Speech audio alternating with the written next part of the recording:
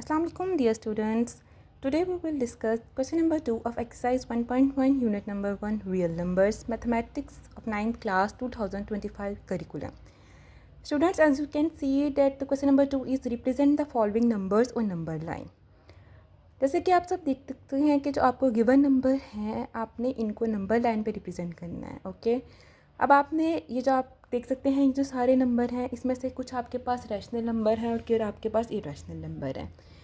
अपने previous video में मैं रैशनल और इरेशनल का कॉन्सेप्ट बहुत अच्छी तरह डिस्कस कर चुकी हूँ. अगर आप में से किसी को कन्फ्यूजन है तो आप उसको देख सकते हैं. आगे मूव फॉरवर्ड करते हैं. एक्सरसाइज को सॉल्व करते हुए आप देख सकते हैं कि आपके पास हमने नंबर लाइन पर रिप्रेजेंट कर दिया. ठीक है, नंबर लाइन भी हमारे पास नंबर्स को रिप्रेजेंट करने का एक मेथड है. ठीक है, एक टूल है जिसको कह सकते हैं आप. आपके पास नंबर लाइन क्या होती है, आपके पास ये ओरिजिन होता है. इसके आपके पास राइट साइड पे सारे पॉजिटिव इंटीजर्स और लेफ़्ट साइड पे नेगेटिव इंटीजर्स होते हैं. अब स्टूडेंट्स क्वेश्चन आपके पास जो है √2 आपको पता है कि ये एक इरेशनल नंबर है क्योंकि ये एक नॉन रिकरिंग और नॉन टर्मिनेटिंग नंबर है. तो अगर आप इस कैलकुलेटर पे सॉल्व करेंगे तो ये आपके पास आता है 1.4142 अप टू so on. ठीक है, तो इसको हम एज सच नंबर लाइन पे रिप्रेजेंट नहीं कर सकते. उसके लिए हमने एक ज्योमेट्रिक कंस्ट्रक्शन करनी है. ओके, ज्योमेट्रिक कंस्ट्रक्शन आप इस तरह करेंगे. आपने पाइथागोरस थ्योरम पढ़ा हुआ है और आपको आता भी है. पाइथागोरस थ्योरम हमारे पास क्या होता है, अगर हमारे पास हाइपोटेन्यूज का स्क्वायर किसके इक्वल आ जाए, बेस के स्क्वायर प्लस परपेंडिकुलर का स्क्वायर. ठीक है, इसको मैं लिख दिया. तो आपके पास ये क्या कहता है, पाइथागोरस थ्योरम. अब बच्चों अगर आपके पास सपोज बेस हम 1 ले लें और परपेंडिकुलर भी 1 हो, ठीक है, तो ये आपके पास क्या हो जाता है 1 + 1 2. अगर आपने सिर्फ हाइपोटेन्यूज फाइंड करना है तो हम अंडर रूट लेंगे, इसके स्क्वायर कैंसिल, तो आपके पास √2 आ गया. ठीक है, तो इसी को हम यूज़ करते हुए एक अपना ट्रायंगल बनाएंगे. ठीक है, ट्रायंगल में आपने क्या करना है, अगर आपके पास 1 उसकी बेस है और 1 ही परपेंडिकुलर है तो ये आपके पास क्या आ जाएगा √2. ठीक है, इसी को हम नंबर लाइन पे इजीली रिप्रेजेंट कर सकते हैं. जैसा कि आपके पास ये 0 है, 0 से आगे आपने ये ड्रॉ किया 1. ठीक है, ये आपके पास की बेस है. इसको सपोज हम कोई भी नाम दे देते हैं, इसको मैं नाम दे देती हूँ OA का. ठीक है, अब आपने 1 ही इसकी क्या ड्रॉ करनी है, परपेंडिकुलर. ठीक है, तो हम इसका परपेंडिकुलर भी उतनी ही लेंथ का ड्रॉ कर लेंगे तो ये आ जाएगा हमारे पास 1. तो अब इसको ड्रॉ करके जब ट्रायंगल हम कंप्लीट कर लेंगे तो हमारे पास ये क्या बन जाएगा बच्चों, ये आपके पास आ जाएगा √2. ठीक है, आप इसको कोई भी नाम दे सकते हैं. ये A है और ये आपके पास B है. OB आपके पास क्या आ गया √2.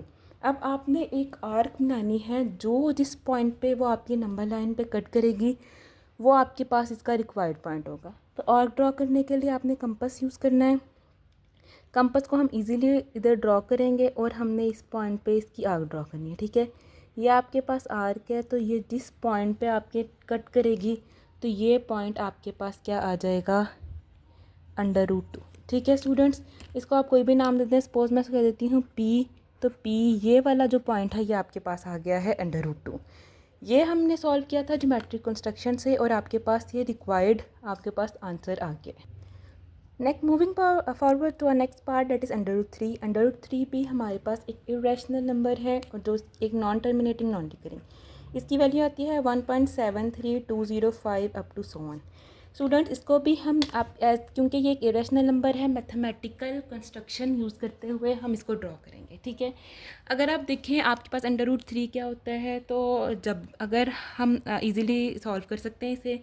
ठीक है ना, ये भी हम इसको भी हम इस तरह करेंगे कि हाइपोटेन्यूज का स्क्वायर आपके पास बराबर होता है बेस के स्क्वायर प्लस परपेंडिकुलर के स्क्वायर के. ठीक है, अब बच्चों अगर आपके पास सपोज बेस √2 हो और परपेंडिकुलर 1 हो तो हमें पता है ये क्या आ जाएगा 2 + 1 3.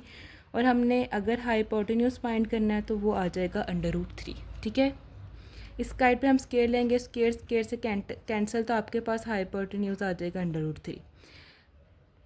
अब बच्चों इसके लिए देखें, अगर आपके पास कोई भी ट्रायंगल हो और उसकी आपके पास बेस √2 हो और आप 1 उसका परपेंडिकुलर ले लें तो आपके पास वो ट्रायंगल में क्या बन जाएगा √3. ठीक है, इसी कॉन्सेप्ट को यूज़ करते हुए जैसे कि आपने प्रीवियसली ये ड्रॉ किया था हमने √2, हम इस क्वेश्चन में पहले √2 ड्रॉ कर लेंगे और उसी से आगे फॉरवर्ड क्या ड्रॉ कर लेंगे हम लोग √3. ठीक है, तो √2 आपके पास हम ड्रॉ कर लेते हैं, वो आ जाएगा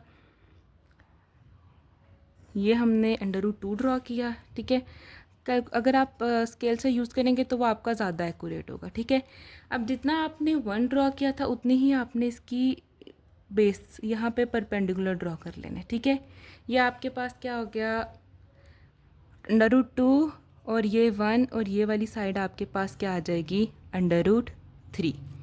ये हमारे पास √3 आ गई। अब हम इस पे आर्क ड्रॉ कर देंगे, जो कि आपके पास इस पॉइंट पे हम जब कट करेंगे तो हमारे पास आर्क ये आ गई है। तो ये आपके पास जो गिवन पॉइंट है, आप इसको कोई भी नाम दे दें, पॉइंट हम इसको पी का कह देते हैं, तो ये आपके पास आ जाएगा √3 यूजिंग मैथमेटिकल कंस्ट्रक्शन, या आपके पास ज्योमेट्रिक कंस्ट्रक्शन से आ जाएगा। Moving forward to next part, that is 4 1/3, ठीक है। स्टूडेंट्स, ये आपके पास 4 है और आगे फ्रैक्शन में 3 है, ठीक है। तो इसका मतलब ये है कि ये आपके पास 4 आएगा और इसके आगे 1/3 अगर हम कैलकुलेटर पे सॉल्व करें तो 1/3 आपके पास आ जाता है 0.3, ठीक है। ये चीज़ आपके पास आ जाएगी 4.33, ठीक है। तो मीन्स ये 4 से ऑडवर्ड राइड सॉल्व होगा। तो इसको हम लिखने का एक तरीका ये भी है कि आप 4 के आगे आपने 3 पोर्शंस बना लेने, ठीक है। 1 2 मीन्स देखें 1 2 3 3 पोर्शन आ गया, उसमें से आपके पास ये फर्स्ट वाला है। तो अगर आपने पोर्शन बना लिया तो इसमें से ये जो फर्स्ट वाला होगा ये आपके पास क्या हो जाएगा, 4 1/3। तो ये आपके पास नंबर लाइन पे रिप्रेजेंट हो गया। एज इट इज़ नेक्स्ट आपके पास है -2, तो -2 आगे 1/7 है। 1/7 मीन्स ये आपके पास आ जाएगा, ये पार्ट आता है आपके पास -2.142, ठीक है। तो इसको हम क्या करेंगे, -2 से -3 की तरफ मूव करते हुए 7 पोर्शंस बनाएंगे, उसमें से फर्स्ट वाला जो है वो हमारे पास रिक्वायर्ड होगा। तो आपने इक्वली इसको 7 पार्ट्स में डिवाइड कर देना है, 1, ठीक है। ये आपके पास 1 2 3 4 5 6 7 में हो गया, उसमें से आपके पास फर्स्ट वाला है तो ये आपके पास रिक्वायर्ड आ जाएगा -2 1/7। इसी तरह हम इसको इजीली नंबर्स लाइन पे रिप्रेजेंट कर सकते हैं। नेक्स्ट पार्ट है हमारे पास 5/8। 5/8 को जब हम कन्वर्ट करते हैं डेसिमल में आपके पास आ जाए 0.625, मीन्स कि आपके पास ये 0 और 1 के दरमियान होगा, ठीक है। तो आपने उसी तरह इजीली कर लेना है कि आपने 8 पोर्शंस ड्रॉ कर लेने हैं,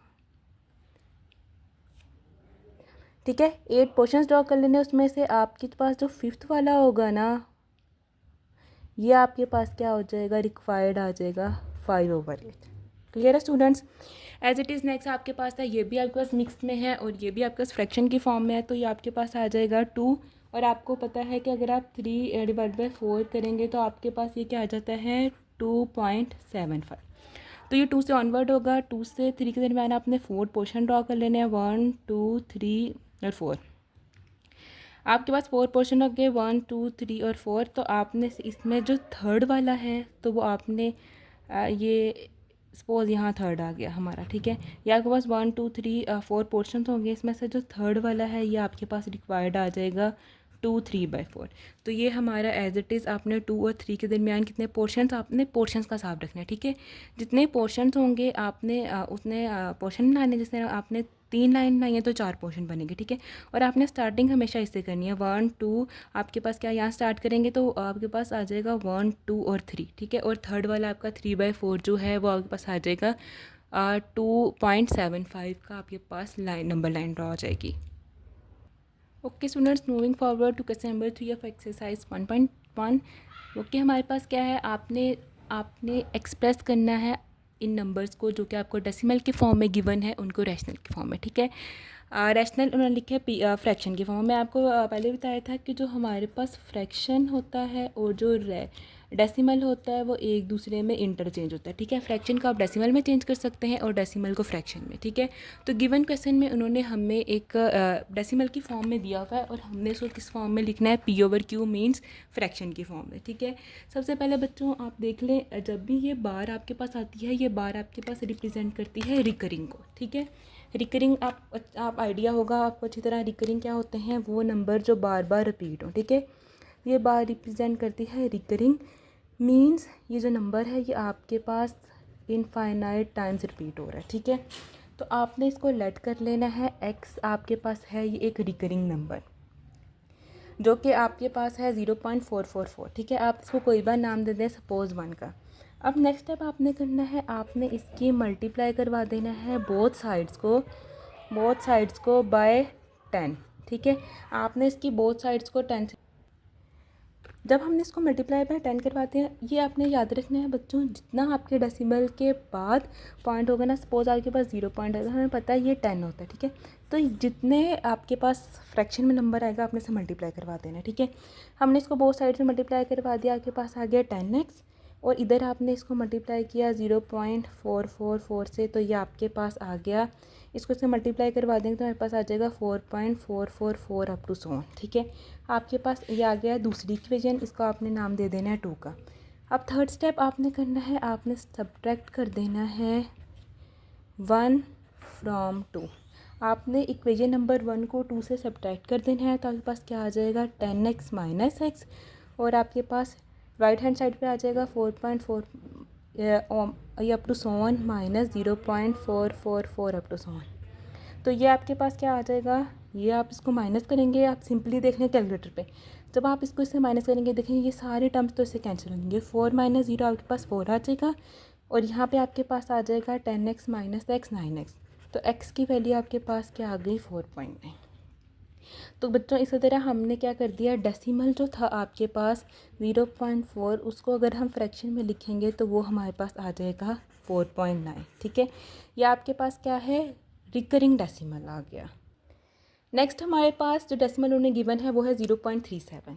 ये भी आपके पास बार क्या रिप्रेजेंट करी है, रिकरिंग है, तो एक हम लेट कर लेते हैं, we will let x is equal to 0.37। ठीक है, अब बच्चों ये बार आपके पास डिपेंड करती है कि वो पैटर्न भी आपके पास रिपीट हो रहा है। ठीक है, तो ये आपके पास क्या आ जाएगा x.0.373737 up to so on. ठीक है, ये आपके पास रिकरिंग आ गया एक डेसिमल, इसको आप नाम दे दें 1 का। अब मैं आपको बताया था कि आपने क्या करना है, इसको जब हम चेंज करेंगे फ्रैक्शन में तो जो आपके पास डिनोमिनेटर में आएगा आपने उससे मल्टीप्लाई करवा देना है। ठीक है, तो आपने क्या करना है, मल्टीप्लाइंग 100 ऑन बोथ साइड्स। ठीक है, आपने इस ऑफ इक्वेशन नंबर 1, ठीक है, आपने इक्वेशन नंबर 1 की बोथ साइड्स को 100 से मल्टीप्लाई करवा देना है, तो आपके पास आ जाएगा 100x इज़ इक्वल टू, जब हम 100 से मल्टीप्लाई करेंगे 0.373737 अप टू सो ऑन। ठीक है, या अब इससे इसको जब मल्टीप्लाई करवाएंगे तो आप देख सकते हैं कि ये आपके पास आएगा 37.373737 अप टू सो ऑन। ठीक है, एज इट इज़ भी हम दे सकते हैं। ठीक है, आप इसमें से अगर हम हटा दें, इसको इससे मल्टीप्लाई करवा दें, ठीक है, तो जब इसको हम चेंज करेंगे तो ये, क्योंकि ये 100 है तो ये आपके पास शिफ्ट होके इधर आ जाएगा। ठीक है, या आप कैलकुलेटर पे भी इसको करवा दें तो यही आ जाएगा। तो आपके पास ये क्या आ जाएगा 100x इज़ इक्वल टू 37.33, ये आपके पास इक्वेशन नंबर 2 आ गई। ठीक है, नेक्स्ट स्टेप आपने हमेशा क्या करना है, आपने सब्ट्रैक्ट करवा देना है इक्वेशन नंबर 1 को इक्वेशन नंबर 2 से। ठीक है, तो आपके पास आ जाएगा 100x minus x is equal to 37 plus 3737 up to so on minus 0.373737 up to so on. 100 में से आप 1 माइनस करें तो 99x आ जाएगा, और आपको पता है ये सारा इससे कैंसिल हो जाएगा, ये सारी चीज़ इससे कैंसिल, तो 37 माइनस 0 आपके पास आ जाएगा 37, तो x आपके पास क्या आ जाएगा 37/99। तो ये आपके पास क्या आ गया, डेसिमल को आपने जब फ्रैक्शन में चेंज किया तो हमारे पास आ गया x is equal to 37/99। Moving forward to our last part of question number 3, जो कि आपके पास है 0.21। ठीक है, ये आपके पास भी एक रिकरिंग डेसिमल है, आपने हमेशा इसको लेट कर लेना है 0.21 को x के इक्वल। ठीक है, अब आपके पास ये रिकरिंग है, रिकरिंग का मतलब है कि ये आपके पास इनफाइनाइट टर्म रिपीट होगा, तो हम इसको लिखेंगे 0.212121 अप टू 1। ठीक है, जब दोनों पे बार होगा तो मतलब ये आपके पास जो पैटर्न है ये रिपीट होगा। स्टूडेंट्स क्लियर है?